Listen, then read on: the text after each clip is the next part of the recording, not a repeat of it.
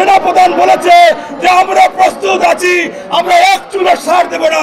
BJP প্রধান বলেছে বাংলাদেশের বর্ডারে আমাদের বিজেপি প্রস্তুত, এবং সকল রাজনৈতিক দল স্পষ্ট করেছেন ভারতকে বিন্দুমাত্র ছাড় দেওয়া হবে না। আজকে ভারতের মমতা এবং মোদী সরকার সহ অনেকে বলেছে যে আপনার বাংলাদেশে হিন্দুদের রক্ষা করার জন্য নাকি শান্তি মিশনের লোক লাগবে। আমি স্পষ্টভাবে বলতে চাই, ওই ভারতে মুসলমানদের উপর অন্যায় করা হয়, ওই ভারতের শুভেন্দু অধিকারী গরু খায়, অথচ আমরা যখন গরু জবাই দেয় তখন বলে তাদের মাকে খাচ্ছে। আজকে জাতিসংঘকে বলতেছি ভারতে রক্ষা করার জন্য আজকে ওই দেশের শান্তি মিশন আনতে হবে।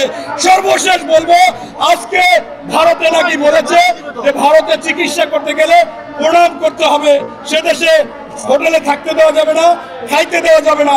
আজকে আমি আলহামদুলিল্লাহ বলি, আপনারা বন্ধ করে দেন।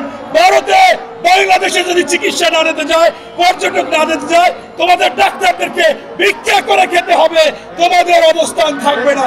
পার্শ্ববর্তী দেশ ভারত, সেই দেশটি হচ্ছে সবচেয়ে ভুয়া গুজব প্রচারের শীর্ষ, এবং আজকে ভারত শুধুমাত্র একটি গণহত্যাকারী, ফ্যাসিস্ট, খুনি এবং স্বৈরাচার অর্থ পাচারকারী সরকারের যে ছিল, শেখ হাসিনাকে এই বাংলাদেশে নিয়ে আসার জন্য গভীর ষড়যন্ত্রে লিপ্ত।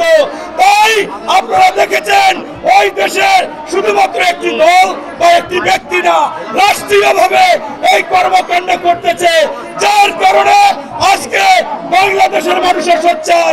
আপনারা দেখেছেন ইতিমধ্যে সেনাপ্রধান বলেছে যে আমরা প্রস্তুত আছি, আমরা এক চুলো সার দেব না।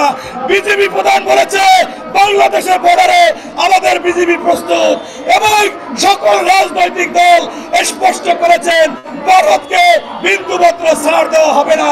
আজকে ভারতের মমতা এবং মোদী সরকার সহ অনেকে বলেছে যে আপনার বাংলাদেশে হিন্দুদের রক্ষা করার জন্য নাকি শান্তি মিশনের লোক লাগবে। আমি স্পষ্টভাবে বলতে চাই, ওই ভারতে মুসলমানদের উপর অন্যায় করা হয়, ওই ভারতের শুভেন্দু অধিকারী গরু খায়, অথচ আমরা যখন গরু জবাই দেয় তখন বলে তাদের মাকে খাচ্ছে।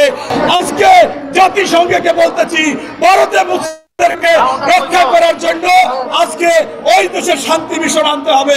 সর্বশেষ বলবো, আজকে ভারতে নাকি বলেছে যে ভারতে চিকিৎসা করতে গেলে প্রণাম করতে হবে, সে দেশে হোটেলে থাকতে দেওয়া যাবে না, খাইতে দেওয়া যাবে না। আজকে আমি আলহামদুলিল্লাহ বলি, আপনারা বন্ধ করে দেন।